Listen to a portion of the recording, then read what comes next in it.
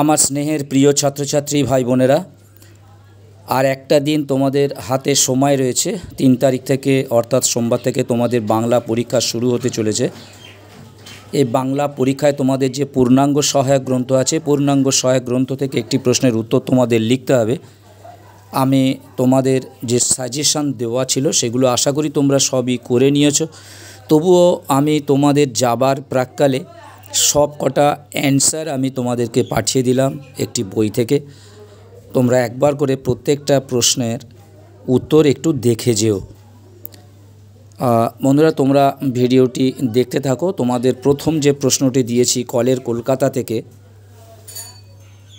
না এটি কলের কলকাতা থেকে নয়, ছাতির বদলে হাতি। ছাতির বদলে হাতি, চেংম্যানের মাথায় আকাশ ভেঙে পড়ল, এই একটি প্রশ্ন আছে। এবং এর থেকে আরও একটি প্রশ্ন আছে। আর এক রকমের প্রথা আছে, নানকার প্রথা। নানকার প্রজাদের অবস্থা কেমন ছিল, পরে তাদের অবস্থার কী পরিবর্তন হয়েছিল। এই দুটি প্রশ্ন এর থেকে দেওয়া আছে। তোমরা ভিডিওটি দেখতে থাকো। আর বলি, তোমরা যারা এখনও চ্যানেলটি সাবস্ক্রাইব করোনি অবশ্যই তোমরা চ্যানেলটি সাবস্ক্রাইব করে নাও এবং বন্ধুদেরকে লিঙ্ক শেয়ার করো।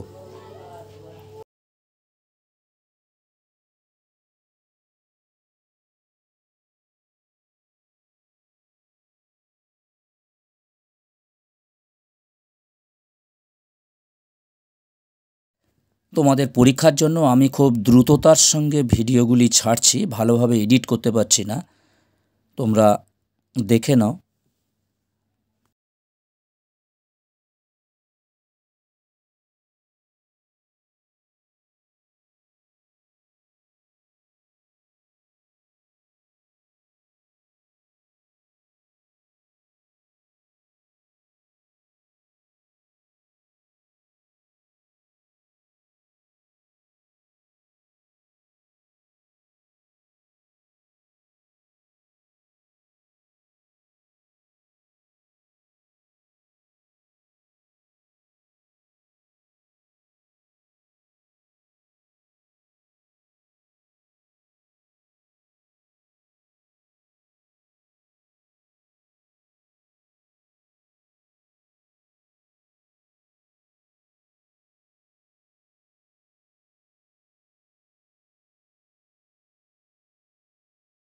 এই প্রশ্নটি তোমরা দেখতে পাচ্ছ কলের কলকাতা থেকে। আগে ছিল ছাতির বদলে হাতি থেকে দুটি প্রশ্ন।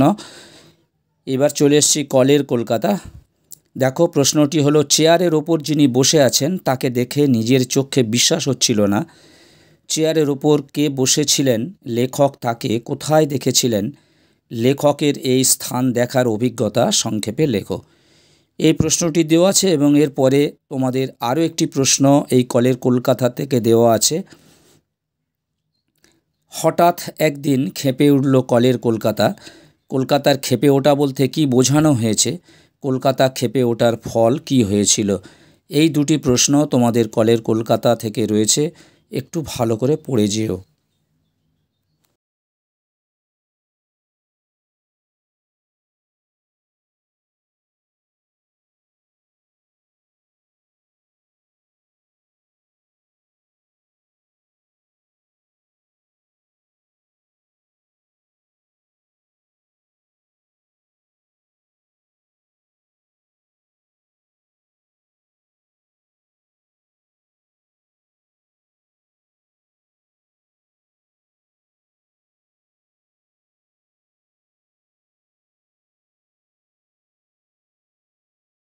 দেখতে পাচ্ছ প্রশ্নটি, হঠাৎ একদিন ক্ষেপে উঠল কলের কলকাতা।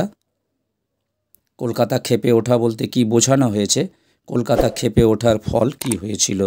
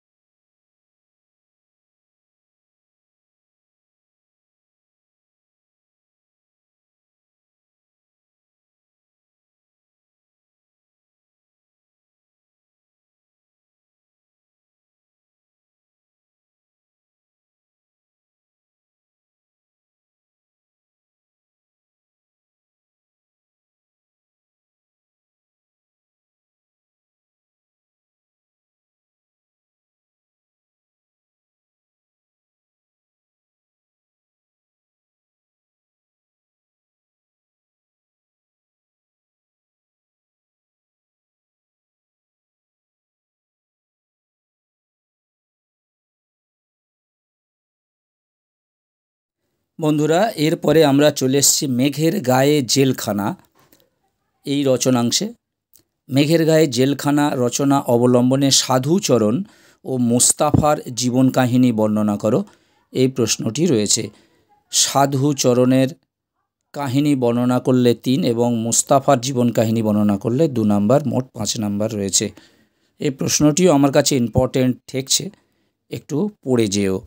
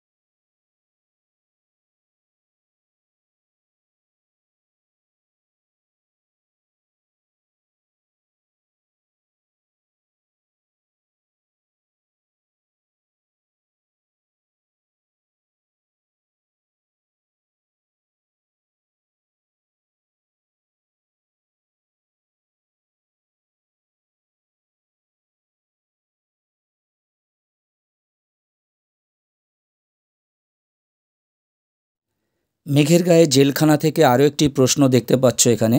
জেলখানাটা পাহাড়ের 3 তলা সমান একটা হাঁটুর ওপর। কোন জেলখানা? সেখানে সাধারণ কয়েদিদের ওপর কী রকম অত্যাচার করা হতো? এই প্রশ্নটি কিংবা এরপরে দেখতে পাচ্ছ এখানে আরও 2টি প্রশ্ন দেওয়া হয়েছে, এর উত্তরটা কিন্তু একই হবে। ওখানে জেলখানার কয়েদিদের ওপর, সাধারণ কয়েদিদের ওপর কীভাবে অত্যাচার করা হতো এই বর্ণনা প্রসঙ্গ দেওয়া আছে।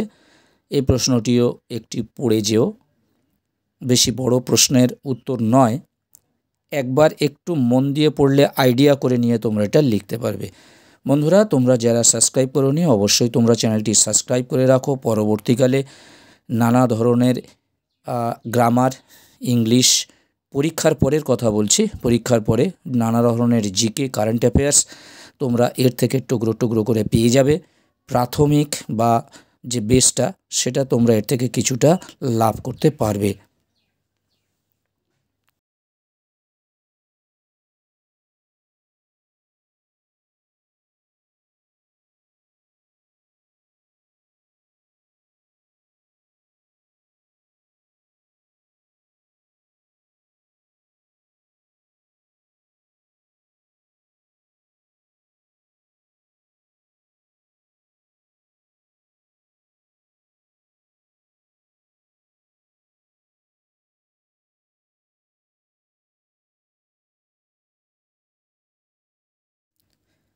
বন্ধুরা, আজকের মতো ভিডিওটি এখানেই শেষ করলাম। তোমাদের জন্য রইল শুভকামনা। তোমরা খুব ভালো করে পরীক্ষা দাও। আশা করি তোমাদের সকলের পরীক্ষা ভালো হবে। এই আশা আকাঙ্ক্ষা রেখে আজকের মতো ভিডিওটি শেষ করলাম।